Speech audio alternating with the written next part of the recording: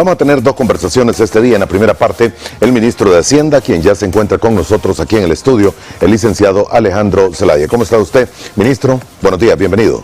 Muy buenos días, Moisés. Muy buenos días también a todos los televidentes que muy temprano por la mañana ya están pues informándose a través de este espacio de entrevistas, y pues vamos a tratar de varios temas hacendarios tan importantes para toda la nación, como siempre lo decimos, Moisés. Ministro, creo que cronológicamente hablando tenemos que comenzar con la aprobación. Hubo ayer en Asamblea Legislativa por parte de los diputados una ratificación, más bien dicho, de 100 millones de dólares en deuda para atender COVID. ¿Es así? Básicamente, Moisés, si tú recuerdas, el Banco Mundial, al igual que muchos organismos multilaterales, han ofrecido apoyo a los países para enfrentar la pandemia de COVID-19. Gracias a Dios nosotros hemos tenido muy buenos resultados, por eso es que algunas personas piensan que COVID se ha ido del país y no es así. De hecho, tú sabes que también seguimos teniendo contagios. Gracias a Dios la situación de letalidad y también el nivel de contagios que llegan a estar en situaciones graves es mínimo, pero evidentemente esto ha implicado un gasto muy fuerte por parte de la administración pública, la construcción del Hospital El Salvador, la compra de las vacunas, toda la red de insumos necesarios para la aplicación de vacunas también implica una erogación de recursos. En ese sentido, entonces, el Banco Mundial, al igual que otros organismos multilaterales como el BID, el BESIE y el mismo Fondo Monetario Internacional, ha puesto a disposición de los países ayudas para enfrentar esta situación. En muchos de los casos, los países, Moisés, los países que salimos a la vanguardia o que mejores resultados hemos tenido, tuvimos que erogar fondos de nuestra propia caja fiscal, ¿no?, de nuestros ingresos propios, para poder atender esta emergencia. Entonces, el Banco Mundial ha tomado a bien también reconocer esos gastos que se han realizado. Estos mecanismos son mecanismos de reembolso de gastos de inversión, ¿no? Entonces, es una operación, digamos, tradicional en los organismos multilaterales, pero que en el país no se utilizaba. Nosotros hemos sido el primer país al que el mismo Banco Mundial le ha autorizado el uso o digamos el reembolso del 100% de las documentaciones presentadas hasta por un monto de 100 millones. Es una operación con pues unas condiciones pues muy ventajosas para el país, las condiciones que básicamente siempre nos da el Banco Mundial. Por ejemplo, con primera infancia, la tasa de interés que nosotros tenemos es 1.5% anual, o sea, es básicamente regalado, pues, o sea, no alcanza incluso ni los niveles normales de inflación.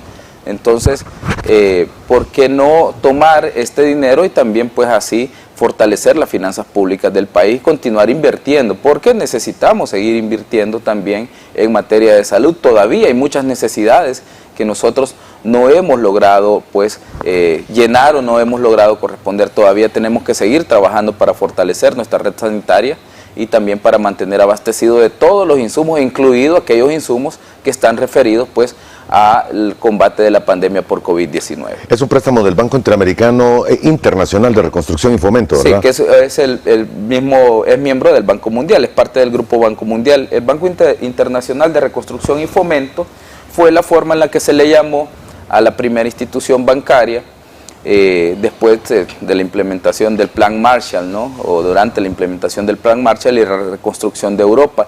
Luego esta serie de organismos como el IFC, el BIRFO, el Banco Internacional de Reconstrucción y Fomento, pasaron a llamarse como Grupo Banco Mundial, porque aglomera, digamos, a todas las organizaciones del Banco Mundial como tal. Entonces es el mismo Banco Mundial, nada más que a través del brazo público, que es el Banco Internacional de Reconstrucción y Fomento, y el brazo privado, pues, que es la Corporación Internacional de Fomento. ¿Qué le responde a la oposición que dice de que no hubo tiempo para estudiarlo, que el mismo fue aprobado en primera vuelta el 22 de junio y llevado rápidamente, introducido con dispensa de trámite y no analizado en ninguna comisión? Pues yo le quiero recordar a la oposición que siempre que ellos se han puesto a analizar a los créditos, en lo que terminamos perdiendo los créditos. Hay que recordarles el crédito 5036 del Banco Interamericano de Desarrollo. Por primera vez El Salvador perdió una operación con un organismo multilateral en plena crisis de COVID-19. ¿Por qué? Porque los diputados del FMLN y Arena no lo quisieron aprobar en su momento. ¿Para qué? Para dañar al gobierno, la gestión del presidente Bukele, sin darse cuenta que realmente lo que dañaban era a la gente. ¿Por qué? Nos hicieron falta esos fondos para poder invertirlos durante la emergencia de COVID-19, Moisés. Eran 250 millones a una tasa de 3.76, si no mal recuerdo, del Banco Interamericano de Desarrollo, y también nos metimos en líos con nuestra relación con el Banco Interamericano de Desarrollo. Fuimos uno de los 3 países a nivel iberoamericano que nos aprobaron primeros créditos de emergencia. Y el banco me llamaba y me decía: ministro, ¿cómo es posible que les aprobemos un crédito de emergencia y ustedes no lo quieran ratificar en su asamblea legislativa?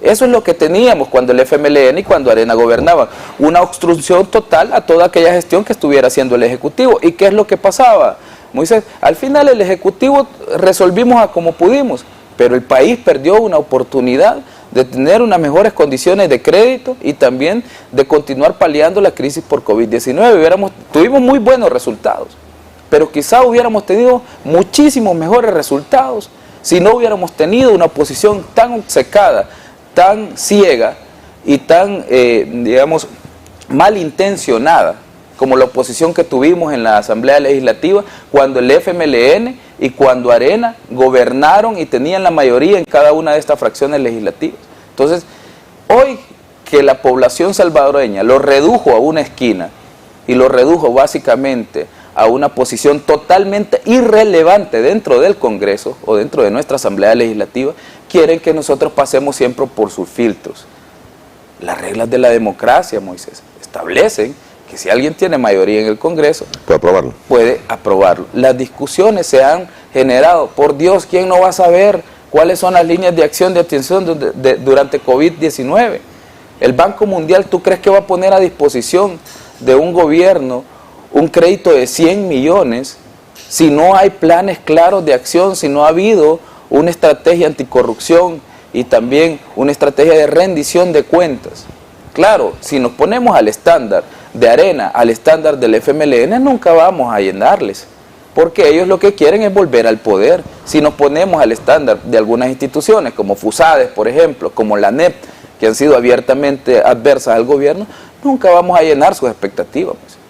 Entonces, nosotros debemos de gestionar aquellas soluciones que consideramos necesarias para que la población pueda seguir teniendo soluciones a sus problemas. Porque al final, meterme en una discusión obcecada en la que voy a pasar 2 meses tratando de convencer a los diputados del FMLN, que al final representan 4 votos de 84, yo creo que eso no sería ninguna posición inteligente de parte de ningún funcionario. Vamos a convencer a aquellas fracciones que realmente tienen la voluntad de discutir y aprobar cada una de las operaciones que nosotros llevemos, pero no vamos a discutir o a meternos en esa eterna discusión que nos mantuvieron durante toda la gestión anterior de la anterior Asamblea Legislativa. Hay que recordar los 6 días que nos hicieron perder. A mucha gente a veces se le ha olvidado. La Asamblea Legislativa tuvo al ministro de Salud en plena emergencia 6 días para tratar de aprobar una cuarentena, si tú lo recuerdas. ¿Y qué se aprobó al final? Yo recuerdo al diputado Carlos Reyes diciéndole al ministro de Salud, al ministro Alaví, diciéndole: ministro, usted dice que son 15 días, pero nosotros le vamos a dar 7 días. ¿Cómo que fuera algo de negociar? Si era una cuarentena, el virus duraba 14 días en incubación, entonces el periodo de la cuarentena eran 15 días y ellos tratando de negociar, reduciendo de 15 a 7. Entonces, volver a esas discusiones, Moisés, yo creo que la población habló muy claro y muy directo el 28 de febrero. No queremos que estas personas se sigan entrometiendo en los asuntos públicos o que tengan relevancia en las decisiones públicas del país. Y a eso se les ha reducido, esa es su capacidad de voto y esa será su capacidad de discusión. Así que no pidan que nosotros llenemos sus estándares, porque no va a ser así. Bien, ministro, regresando a los temas del momento, la situación fiscal del país, ¿cómo se encuentra? Nosotros, hasta el momento, Moisés, a pesar de la crisis inflacionaria, mantenemos un adecuado nivel de recaudación. Hemos superado en alrededor de 585 millones al 30 de junio la recaudación que habíamos previsto para este año. Es decir, estamos superando cerca de un 18% lo que nosotros mismos habíamos previsto recaudar. 585 millones por encima de... Por encima, sí, a lo recaudado el año 2021, ¿no? Entonces, este incremento es importante porque si al 30 de junio nosotros ya tenemos 585 millones, casi 600 millones adicionales, ¿de dónde está saliendo esos ingresos? El motor de la economía. Por un lado, digamos, hay una estrategia directa con el plan antievasión, ¿no?, que ha impactado directamente. Además de eso, también hay que recordar que nosotros, como tú muy bien lo decías, está el motor de la economía, pero ese motor de la economía no se mueve solo. Entonces nosotros hemos salido con una serie de medidas para paliar los temas inflacionarios y también que el costo de los productos finales o que el precio final para el consumidor no se vea afectado. Esto ha hecho, Moisés, que la demanda en nuestra economía no se reduzca o no tenga un golpe muy brusco en cuanto a los niveles de facturación de las empresas. ¿Por qué? Porque cuando los precios empiezan a subir, lo que hace un ciudadano normal es empezar a comprar menos de ciertos productos o empezar a buscar aquellos artículos que se llaman sucedáneos en materia económica o sustitutos, ¿no? Entonces, al buscar sucedáneos, la economía o el nivel de la economía tiende a bajar, o al dejar de comprar, si ya no compras la misma cantidad que comprabas antes, entonces la cantidad de facturación que tienen las empresas empieza a reducirse. ¿Por qué no se ha reducido ese crecimiento económico que traíamos desde el año 2021? Porque hemos salido con crisis antiinflacionaria. Si no, este golpe ya hubiera afectado el nivel de recaudación que nosotros tenemos. Hay que recordar que dentro de las medidas, inclusive nosotros hemos sacrificado ingresos fiscales, FEFE, Cotrans, el Fondo de Estabilización, los aranceles a los 20 productos o a los 21 productos más sensibles de la canasta básica salvadoreña. Ese tipo de medidas también tiene una afectación directa en los ingresos. Entonces, si nosotros no implementamos estas medidas, también el efecto es mucho mayor. Entonces, gracias a Dios, son, digamos, dos cosas. Uno, el plan antievasión, que es una política meramente tributaria, y dos, el plan económico que ha impulsado no solo digamos, las medidas, por ejemplo, antiinflacionarias, es digamos, un cúmulo de medidas, porque ahí tú tenés todos nuestros pasos a desnivel, que evidentemente generan trabajo de manera directa y muy rápido, porque es construcción, los pasos a desnivel que estamos construyendo, otras obras de infraestructura que estamos construyendo también en este momento, los torneos de surf, nuestra posición a través del turismo, nos convertimos en el destino más visitado en toda Latinoamérica durante el primer trimestre del año 2022, es algo que pues, El Salvador nunca había destacado en este tipo de índices. El año pasado nuestro nivel de recepción de turistas llegó a niveles récord o a cifras récord, y así pues ese tipo de estrategias ayudan o vienen a complementar las otras medidas económicas que nosotros hemos implementado, Moisés, para detener la crisis inflacionaria. ¿El nivel de inflación que se tiene en este momento? Llegamos cerca del 6,7, si no mal recuerdo, de acuerdo a los últimos datos del BCR. Hay que recordar que todas las economías a nivel latinoamericano están por encima de un nivel de 7 en adelante. La economía estadounidense ha alcanzado incluso algunas cifras récord de niveles del 9% en los últimos días, que también pues es bastante complicado. Hemos visto también como otras economías a nivel latinoamericano, como la Argentina, estaban pasando por unos momentos muy difíciles con niveles de inflación que podrían rondar hasta el 70%. Entonces la crisis global ha afectado a todos los países y los países latinoamericanos, Moisés, que no somos grandes productores de petróleo, son los que más afectados nos hemos visto, porque es donde más nos golpea, pues porque no podemos reducir el precio al que compramos el combustible porque no lo producimos como tal, ¿no? 6.7 el nivel de inflación que tenemos, de acuerdo al último informe del Banco Central de Reserva. Banco Central de Reserva, sí. Señor, en el caso de los combustibles, los precios varían cada instante, pero por lo menos esta mañana los precios que se tienen a nivel internacional oscilan entre los 94 para el crudo de Texas y 98 para el del Mar del Norte. Sí. Ha habido una leve disminución. La medida que se ha tomado es válida hasta, bueno, tiene vigencia hasta agosto, ¿verdad? Por lo menos para nuestro país, de mantener fijos los precios. De hecho, hoy vamos a dar una conferencia de prensa. Moisés, invito a toda la población para que esté pendiente en horas del mediodía. Vamos a dar una conferencia de prensa con miembros del Gabinete Económico y otros miembros del órgano ejecutivo acerca de las medidas que nosotros hemos implementado, porque justamente este día se cumplen 4 meses de haberse activado las medidas antiinflacionarias. Hemos tenido leves reducciones en el precio internacional del crudo. Esto no ha impactado de manera significativa todavía en el precio de los combustibles en El Salvador. Es decir, todavía nos mantenemos por la barrera de los $6 para la gasolina especial. Si la estuviéramos, digamos, pagando, ¿no? Con el valor de... Sin la fijación de precios. Sin la fijación de precios. Estaríamos por encima de $6. Estaríamos por encima de $6 para la gasolina superior. De hecho, para la zona central, el precio de mercado que se estaría pagando en este momento serían $6.20. Para la zona occidental, $6.21. Y para la zona oriental se estarían pagando $6.25. Gasolina especial.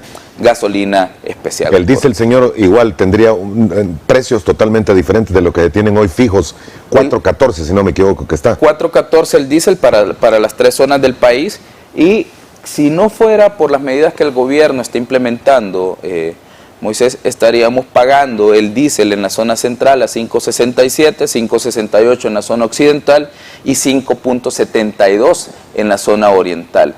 Hemos tenido una leve reducción, bajamos, digamos, de 5.80 o 5.85, si no mal recuerdo, el diésel, que era el precio de mercado, bajó a 5.72. Entonces, las reducciones en el precio internacional todavía no son sensibles en los combustibles finales, porque hay que recordar que el precio que se pone es el precio del crudo, ¿verdad? Que tiene que luego pasar por un proceso también de refinamiento para llegar a los combustibles finales, correcto. Ok, bueno, pero están vigentes las medidas hasta agosto. Están vigentes hasta el 31 de agosto. La última vez que fuimos a la Asamblea Legislativa solicitamos que se ampliaran los decretos y que se hicieran concordar las fechas en las que vencían algunos de ellos, ¿no? Y cumplimos este día 4 meses de estar con las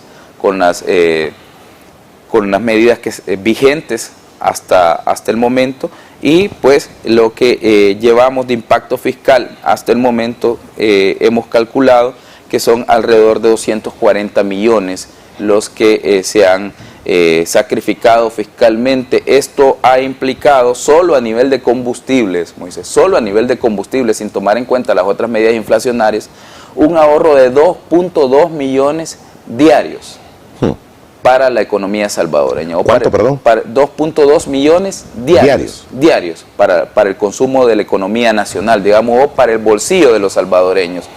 ¿Qué es lo que esto implica? Pues que la masa monetaria sigue manteniendo su mismo nivel, o por lo menos no sigue sufriendo reducciones en su poder adquisitivo. Esto mantiene los mismos crecimientos, el mismo nivel de crecimiento económico, como te decía hace un rato, y hace pues que la misma facturación del Ministerio de Hacienda pues se mantenga en los niveles normales. Muy bien, las preguntas parecerán recurrentes, se las hago cada vez que usted nos visita, ministro, pero cada día hay más y más información en la que ponen en tela de juicio qué va a suceder con el pago de deuda, con honrar los compromisos que tiene el país. El riesgo crediticio, indica uno de los periódicos esta mañana de El Salvador, ha sobrepasado el 29%, es el más alto que se tiene desde el 2007 y es el segundo en Latinoamérica con un indicador tan alto. Sí. Mira, Moisés, yo creo que he sido muy claro en diferentes ocasiones, tanto en este medio como en muchos otros en los que he estado, también en las reuniones con los inversionistas. Nosotros no vamos a dejar de pagar nuestras obligaciones, vamos a cumplir a cabalidad con cada una de ellas. Hemos cumplido con cada una de estas obligaciones, incluso en los momentos más difíciles de la crisis por COVID-19. Nuestros ingresos tributarios sufrieron una caída enorme, casi 800 millones para el año 2020, y aún así pudimos salir con todos nuestros compromisos. Entonces, y de la misma forma lo vamos a seguir haciendo. ¿Qué es lo que pasa? Hay algunos analistas que se han encargado de tendenciar algunas situaciones en el mercado de valores secundario, no en el primario, en el mercado secundario, ¿no?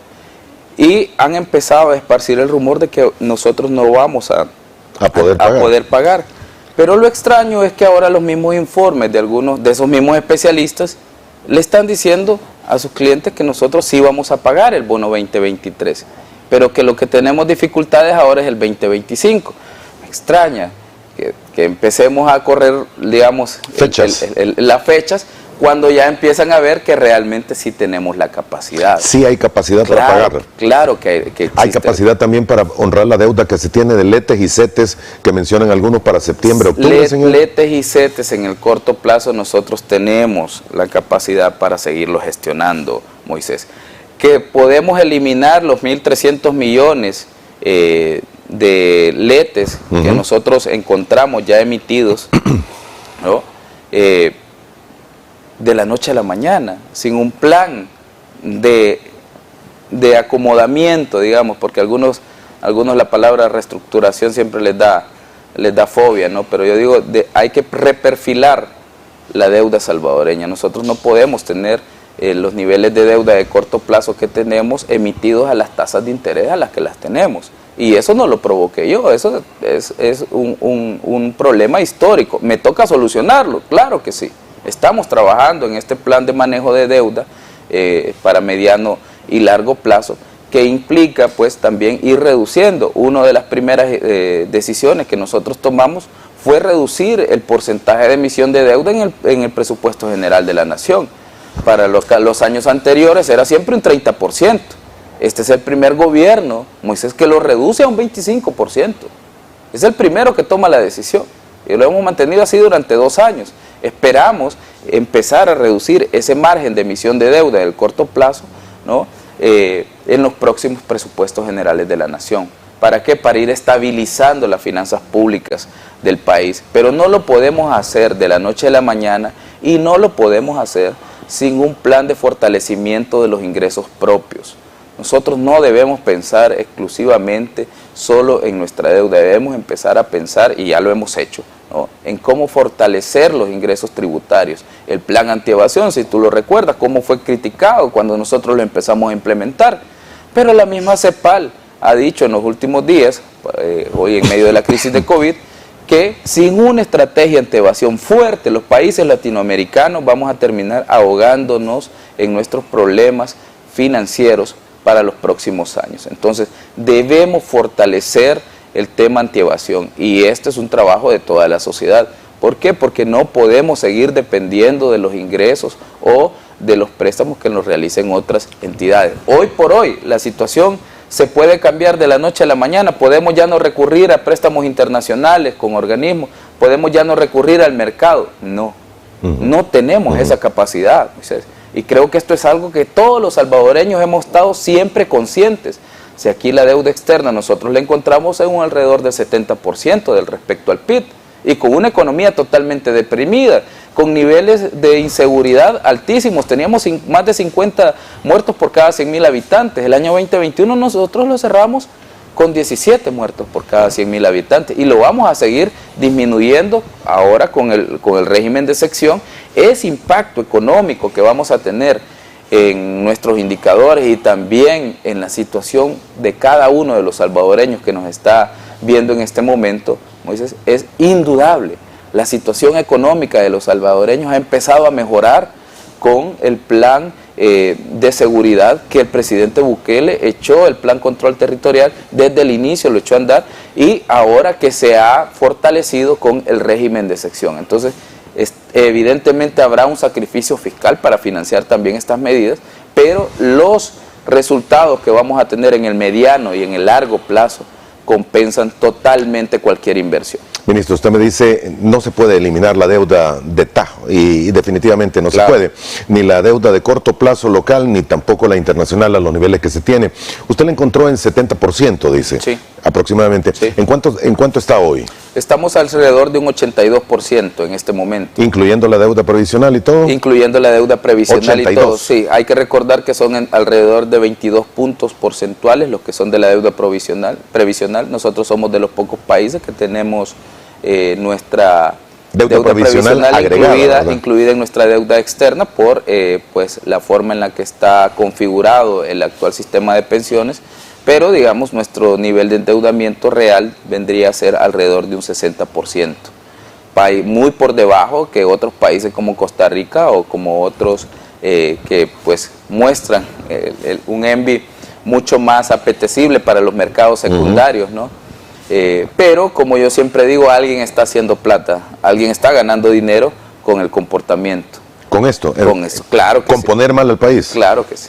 Claro Ahora, que sí. ministro, si usted quisiera ir a colocar bonos en este momento para financiar proyectos, financiar los problemas que se tienen fiscales del país, ¿qué tan real es que este ENVI colocaría esos bonos a niveles de 29 puntos porcentuales? No tengo la intención en este momento de asistir al mercado internacional. No. Creo que sería una torpeza de mi parte ir al mercado internacional de bonos o a la bolsa neoyorquina en este momento. No creo que sea lo adecuado. El plan de manejo de las finanzas públicas del país ha preponderado las emisiones internacionales con los bonistas en contraposición a los organismos multilaterales. Uno, porque no habían planes creíbles y los organismos multilaterales no les daban financiamiento. Y dos, porque pues a ellos lo preferían colocar a tasas más altas, ¿no? Yo no entiendo por qué lo hacían, o por lo menos no desde una perspectiva lógica, ¿no? Porque no tiene sentido si yo tengo al Banco Mundial que me ofrece créditos a 1.5, al BESI que me ofrece créditos a una tasa del 3, a Banco de Desarrollo de América Latina, que ahora somos socios, a una tasa de un 3. ¿Para qué iba a colocar? ¿Para qué voy a ir a colocar a 7.5 o 8% que se colocó en las administraciones anteriores, 8.5, 9? ¿Por qué voy a ir a Nueva York a colocar a esas tasas si tengo financiamiento multilateral? ¿Alcanzará ese financiamiento multilateral para los compromisos que tiene el país? Claro que sí. Claro, ¿Alcanza? Claro que sí. Claro.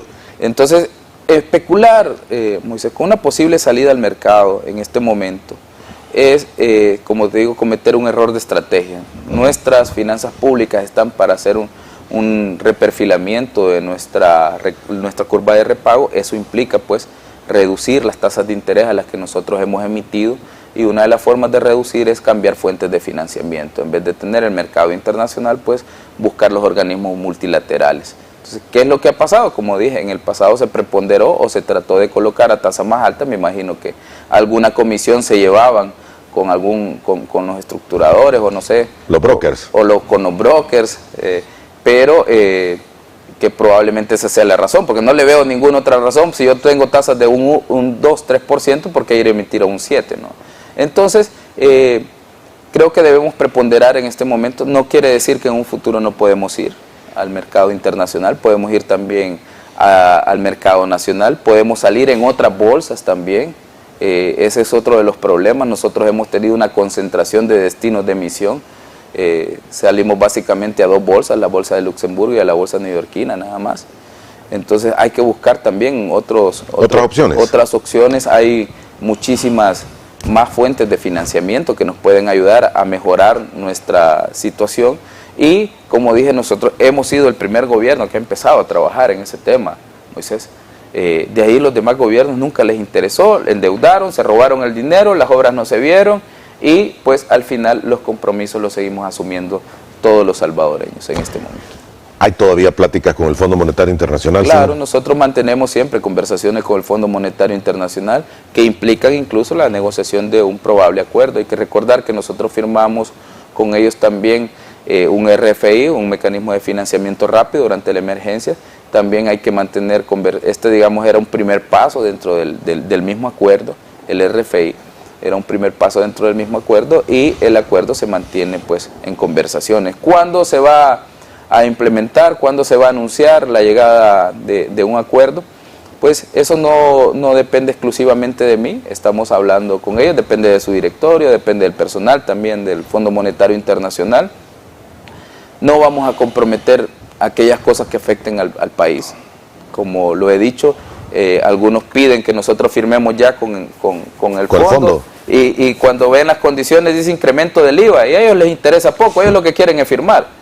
Pero al final, si yo incremento el IVA, vamos a afectar a la población. ¿Sí hay condicionantes de este tipo entonces para el Fondo Monetario Internacional? El Fondo Monetario Internacional, tú tienes que recordar que ellos son un organismo externo, Moisés, y creo que ellos no es que ellos, algunos lo satanizan también y creen que el Fondo Monetario Internacional es como malintencionado, que son malos, ¿verdad? No, lo que pasa es que ellos, hay que recordar que ellos son economistas y tienen una visión fiscal del asunto, son un organismo externo también, tratan de ayudarnos, ¿no?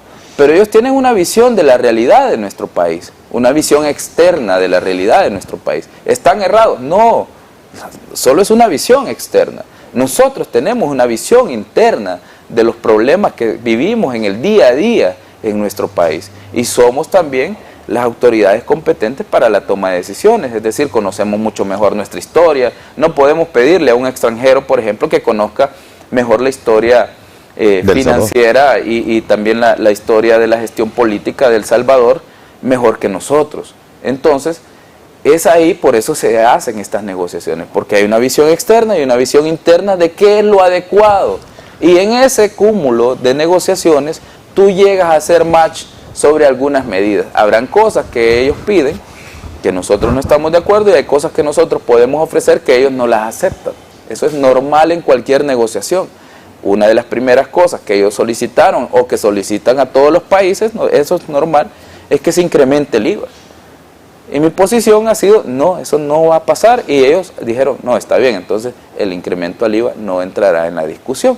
Entonces, así han habido muchos elementos que se han ido depurando, Moisés, pero quiero también recordarle a la población que este tipo de acuerdos no se negocian de la noche a la mañana, y los países nos tardamos, Argentina en el acuerdo que acaban de negociar con el Fondo Monetario Internacional por 45 mil millones de dólares, nuestro acuerdo es 1.3, ellos son 45. Sí, pero ellos ya estaban al borde, bueno, ya en el precipicio. Argentina tiene alrededor de 28 acuerdos firmados con el fondo, pero tiene una historia particular, no me voy a meter a hablar sobre la situación de ningún otro país y su relación con un organismo multilateral. Pero, por ejemplo, Costa Rica empezó un poco antes que nosotros a hablar con el Fondo Monetario Internacional, y el acuerdo no se ha cerrado todavía, tampoco se ha cerrado. Se anunció que había un preacuerdo o el acuerdo de personal, pero el Congreso no ha pasado ninguna de las iniciativas y habrá que ver cómo terminan pasando dentro del Congreso. Entonces, muchos otros países han llevado 2, 3 años en las conversaciones. Entonces, no son cosas que se puedan negociar de la noche a la mañana, y si uno las negocia de la noche a la mañana, con seguridad, las probabilidades de que hagas algo mal son muy altas. Y eso nosotros no nos queremos arriesgar, porque al final vamos a afectar también la vida de todos los salvadoreños. Muy bien, tengo que hacer la primera pausa, se nos ha pasado el tiempo, volvemos en aproximadamente 3 minutos, hay más temas y naturalmente algunos interrogantes de los amigos televidentes. Ya volvemos.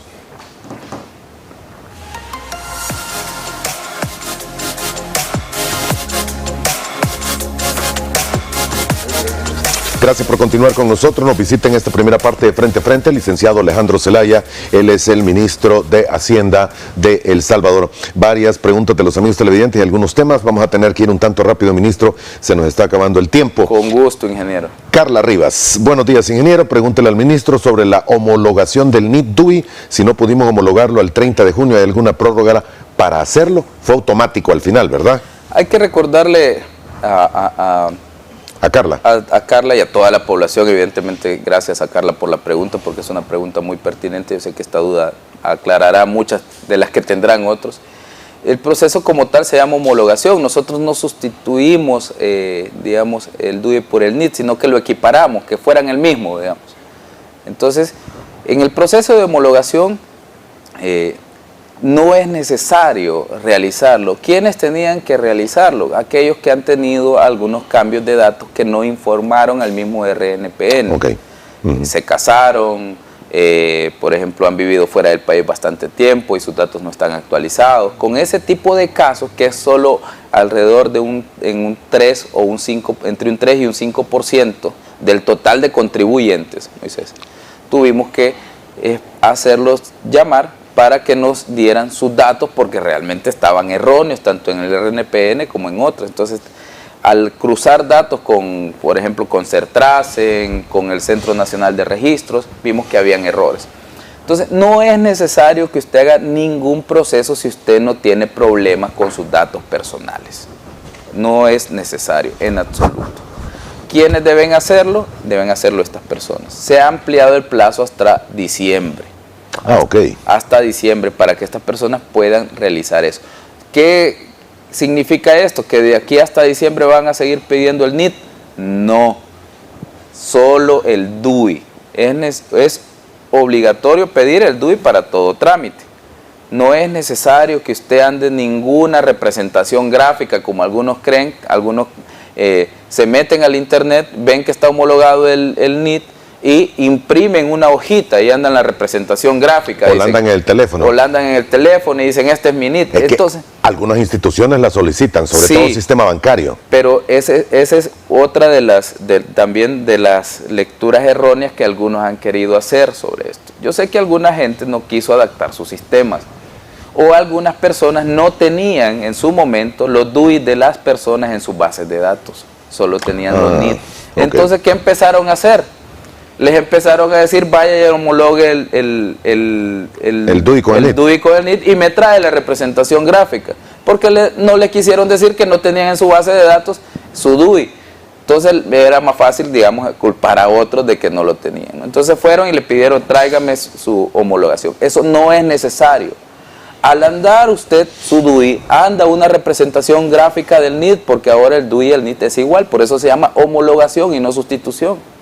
Si no, hubiera sido un proceso mucho más largo. Entonces, solo debe andar para cualquier trámite su DUI, nada más. No necesita un NIT, no necesita una representación gráfica tampoco. Aquellas personas que tienen problemas con sus registros de datos en el Ministerio de Hacienda, tienen que ir para pues que se solventen esos problemas. Pero tampoco que a ellos se les va a dar una representación gráfica. Lo único que se va a hacer es básicamente homologar los datos y que anden ya solo su DUI, nada más. Pero no es necesario ningún otro documento, no es necesario pagar ninguna tasa, no es necesario hacer ningún trámite. Ok. Entonces, y tampoco andar una impresión ni una fotografía digital. Mucho menos, es que al final entonces sería lo mismo que andar el DUI, el NIT. Ajá, entonces si andas tú una representación gráfica y andas tu DUI, no saliste de nada, al final de nada sirvió el decreto. No Correcto. tiene sentido, pues. Muy bien, sí. queda bien claro. Sí. Bien, vamos con una serie de preguntas que normalmente se las hago cada vez que usted viene acá. ¿Impago no existe en las opciones del ministro de Hacienda? Hemos presentado todos nuestros escenarios fiscales. Creo que todos los organismos competentes están plenamente conscientes de nuestra capacidad de pago. Vamos a cumplir con todos nuestros compromisos. El presidente Bukele mismo lo ha reafirmado, ¿no?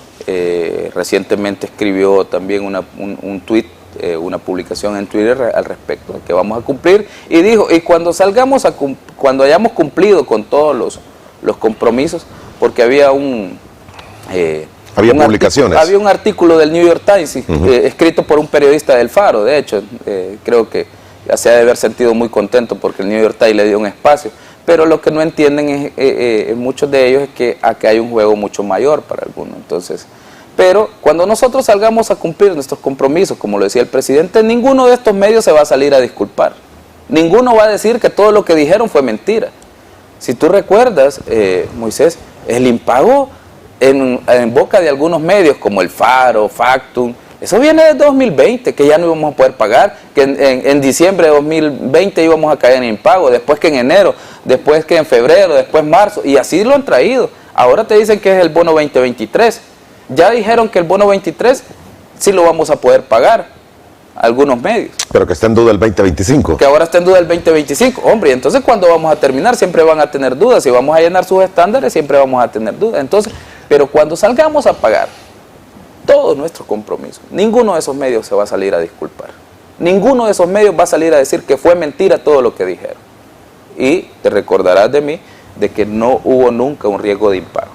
Muy bien. Nos dice Carlos Escobar, consulta al señor ministro, ¿cuál es la política de pago a proveedores, ya que tengo más de 6 meses que no me cancelan servicios prestados al gobierno? Habría que ver cuál es la situación. Le pido al amigo que nos envíe su caso, vamos a contactarlo a través del Ministerio de Hacienda para revisar su caso, porque ninguno de nuestros proveedores se mantiene más allá o un periodo tan prolongado sin cobrar. Habría que ver con qué institución es y si es un trámite interno de cada institución. Hay que recordar que nosotros lo que hacemos es transferirle a las instituciones los requerimientos de pago que ellos nos realizan, y mientras los requerimientos no lleguen formalmente, pues tampoco podemos nosotros desde Hacienda procesar un pago como tal, y deben de llegar también en debida forma, ¿no? Entonces habría que ver cuál es la situación y con gusto la revisamos, pero no tenemos periodos tan prolongados de no hay periodos, se está pagando los proveedores. Sí, normalmente estamos pagando los proveedores, si no ya hubiéramos tenido un impacto directo nosotros en la recaudación también. Muy bien, mencionaba usted, ministro, de que hay muchos proyectos, bueno, construcciones que se están dando, sobre todo por el Ministerio de Obras Públicas, los pasos de desnivel, se tienen de la Utila, están en el Oriente, las obras de mitigación. Sí. Para todo esto hay el dinero suficiente como para responder en el momento y cumplir. Para todos estos proyectos de infraestructura, las fuentes de financiamiento, tanto del Fondo General de la Nación, que es decir, de los ingresos propios, como otras que tenemos con organismos multilaterales. Por ejemplo, el programa Mi Nueva Escuela, ya están en licitación las primeras escuelas, creo que estábamos dentro de poco, lanzamos 40 o 50 escuelas hace poco, si no mal recuerdo, y creo que estábamos por lanzar otro paquete bastante similar, pero eran alrededor de casi 80, 100 escuelas las que vamos a lanzar en un primer proceso de licitación. También todas aquellas publicaciones, por ejemplo, para uno de los bypass o de los pasos a desnivel, perdón, el paso a desnivel del redondel integración, está por iniciar ya la construcción, sería el segundo que se va a construir, ya se adjudicó la construcción. Entonces estamos por iniciar el paso a desnivel de redondel Utila, también ya se está terminando. Esos son fondos general de la Nación. ¿Son fondos propios? Sí, esos son fondos propios, todos. También hemos hecho algunas otras intervenciones a través de la Dirección de Obras Municipales, que ha tenido, a veces esas son obras hormigas, no las vemos, pero tienen un alto impacto en la vida del sí, salvadoreño. El recarpeteo que se está haciendo en las calles. Todo el recarpeteo, la construcción de polideportivos, la construcción de obras de mitigación también en el territorio. Estamos por inaugurar también algunas obras que el presidente incluso irá a inaugurarlas personalmente y vamos a hacer el anuncio. También estamos interviniendo en nuestras aduanas. La aduana Anguiatú está en plena intervención en este momento. También mantenemos la construcción del bypass de San Miguel o el bypass Gerardo Barrio, que ya se está poniendo la capa asfáltica. El presidente anunciaba recientemente pues la construcción de estos 17 kilómetros de carretera del primer compacto o del primer paquete del periférico Gerardo Barrios en San Miguel, y así también hemos continuado con otras obras de infraestructura que también hemos tenido. Ahora, pero hay otros proyectos. Todas esas fuentes están seguras. ¿Están seguras? Sí. Muy bien. Ahora, también había otros proyectos que se mencionaban, muy emblemáticos también y millonarios. Y estamos hablando del caso del Tren del Pacífico, el aeropuerto en Oriente, Bitcoin City, sí, y estos otros temas que requieren un nivel mayor de inversión. ¿Estos están a la espera, ministro? Estos estamos a la espera, estamos todavía trabajando la ingeniería financiera de cada uno de los proyectos. No son proyectos que puedas estructurar tampoco en el cortísimo plazo. Sí, claro, no te meses que va a sacar todo. Son procesos, ¿no? Hay que buscar el financiamiento, hay que estructurar el financiamiento. Luego tenés que buscar los vehículos adecuados, ver si vas a hacerlo por tramos, porque tampoco es que puedas captar todo el dinero que necesites de una sola vez, porque evidentemente no lo vas a utilizar de una sola vez. Entonces tenés que ir jugando con el nivel de endeudamiento de los vehículos que tú vas a utilizar, ya sea deuda soberana o sea un vehículo de propósito especial, o una institucionalidad que nosotros ya tengamos en este momento, llámese CEPA, llámese Fovial, que también estructura proyectos financieros. Entonces, este tipo de proyectos llevan tiempo, pero se está trabajando en toda la parte de la ingeniería económica. Recientemente tuviste que aprobamos en la Asamblea Legislativa un refuerzo presupuestario para el Ministerio de Obras Públicas, para el diseño y la etapa 1 básicamente, que es diseño y los primeros estudios y varias cosas que se hacen para el aeropuerto del Pacífico. Entonces ya vamos avanzando con eso. Son pasos necesarios antes de poner una primera piedra. La primera piedra, digamos, es el gran abordaje de salida, pero previo a eso hay una gran cantidad de pasos que nosotros debemos trabajar previamente, porque son obras que no se estructuran fácilmente. Bien, ministro, ¿el tema del Bitcoin le preocupa a usted? Creo que es Le menciono porque los precios, por lo menos hoy, están bastante bajos. 19.080 de acuerdo al último dato que se tiene de los corredores y los que manejan estos datos. Sí, al igual que se han caído muchos de los indicadores financieros como el euro, por ejemplo, que ahora tiene paridad con, básicamente llegó a la paridad con el dólar, su nivel más bajo en los últimos 20 años. Sí, exactamente. Creo que el euro no pasa por un buen momento. También hay otros indicadores bursátiles que se han caído pues casi que totalmente. Nosotros creemos que es un momento de incertidumbre a nivel internacional que afecta directamente también a aquellas iniciativas emergentes como el tema de criptomonedas. ¿Qué es lo que pasa? Cuando hay anuncios, por ejemplo, de una guerra, algunos valores en los mercados bursátiles se empiezan a invertir en la industria armamentística, por ejemplo.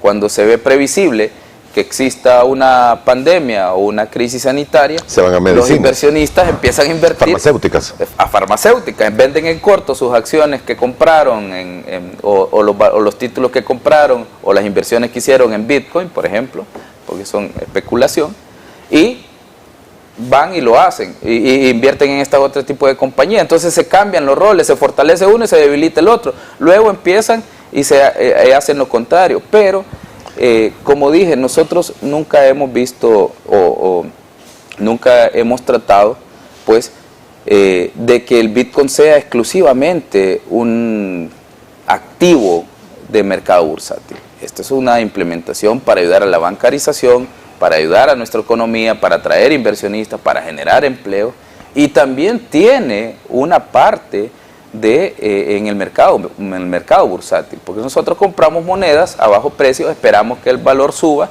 y luego con eso podemos generar ganancias para el país. Esa es nuestra, digamos, es una de las partes. Fijarse en Bitcoin, en el valor de mercado exclusivamente o en el valor de los mercados bursátiles y creer que esa es toda la estrategia que está detrás, es reducir a eso a una mera inversión financiera, y no es así. Nosotros creemos que esta va a ser la moneda. El mismo JP Morgan, que ha sido muy escéptico, recientemente acaba de emitir un nuevo press release respecto de las criptomonedas y el potencial de uso que tienen. En el caso del Bitcoin, que es la moneda o la criptomoneda más fuerte hasta este momento, también consideramos que tiene un gran potencial para su uso futuro. No es un proyecto que va a generar ganancias de la noche a la mañana. La oposición quisiera que nos acostemos pobres y que nos levantemos multimillonarios. Eso es imposible, Moisés. Hay que trabajar, hay que buscar los mecanismos de implementación. Hemos bancarizado ya a mucha gente que no tenía. Cubrimos lagunas bancarias, como se suelen llamar. Y esas lagunas bancarias han existido desde la misma fundación de la banca privada. ¿Por qué? Porque hay un tipo de cliente al que ellos no quieren atender. Entonces, eso se ha dejado atrás al tener ya un mecanismo para que puedan transar las personas de persona a persona, entonces sin pasar a veces por esas lagunas bancarias. Hemos atraído inversiones, pero los resultados no se dan de la noche a la mañana. No hemos estado generando pérdidas porque no hemos estado vendiendo monedas cuando el índice va a la baja. Eso me dijo usted, claro. No hemos vendido nada, o sea, no tiene sentido que vendamos a la baja, pues. Entonces vendemos cuando está al alza, pero no a la baja, no tiene ningún sentido hacerlo. Muy bien, no tengo más tiempo, ministro, una última pregunta. La conferencia de prensa que va a haber hoy al mediodía implica nuevas medidas para tratar de detener la inflación y detener un poco el alza de los precios. No, vamos a hacer un balance. Vamos a también a dar alguna información sobre cómo vemos el futuro de la economía salvadoreña, cuáles podrían ser las posibles implicaciones también de esta reducción del euro, pues, respecto al dólar, y ese tipo de cosas. No se anunciarían nuevas medidas, quien las anuncia es el presidente de la República, una vez tomada la decisión en conjunto con él, pero es él el encargado de anunciar cada una de estas nuevas medidas. Vamos a hacer un balance, vamos a hacer algunas previsiones y también vamos a revisar información muy importante para todos los salvadoreños. Ok, este mediodía me dice usted que va a ser. Este mediodía a las 12:30 creo que está convocada la conferencia de prensa, pues, así que esperamos informar a los salvadoreños del uso que hemos dado también a los fondos que evidentemente les pertenecen a ellos para paliar esta crisis. Autoridades del Gabinete Económico. Autoridades del Gabinete Económico, la ministra de Economía, el ministro de Agricultura y pues... ¿Banco Central? Creo que, no sé si el Banco Central estará, pero entiendo que estará todo el parte del gabinete económico. Hay que recordar que el Banco Central como tal, pues también no es que pertenezca al Ejecutivo, ¿verdad? Sí. Ese es descentralizado. Entonces, cuando hablamos de medidas inflacionarias, ellos sí nos ayudan a nivel de estadísticas, pero ellos deben de mantener un nivel de neutralidad que se les exige por ley, ¿no?, respecto del Ejecutivo como tal. Muy bien, gracias por estar con nosotros esta mañana. Gracias por habernos acompañado. Gracias, muy amable. Gracias a usted, ingeniero, y un saludo también a todos los televidentes que nos sintonizaron. Vamos a hacer una pausa, volvemos en aproximadamente 3 minutos. Reinserción laboral y social de las personas migrantes retornadas al país, la visión que tienen directores regional y de país de Swiss Contact. Volvemos en 3 minutos.